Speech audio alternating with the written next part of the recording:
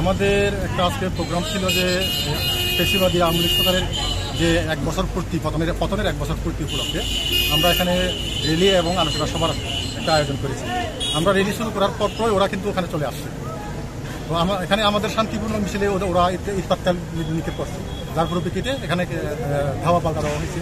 এটাই হচ্ছে আজকে গোলাগুলি কোনো কথা না, আমি গোলাগুলির কথা শুনিনি। তবে ওই যে এই সম্ভবত ব্যানার বা পোস্টার কিছু এই যে ভাঙচুর করা হয়েছে, ওই ভাঙচুরের শব্দটাই মোটামুটি ওরকম লাগছে আর কি। এখানে গোলাগুলির কোনো কথা নাই। ওয়াইফাই নাই।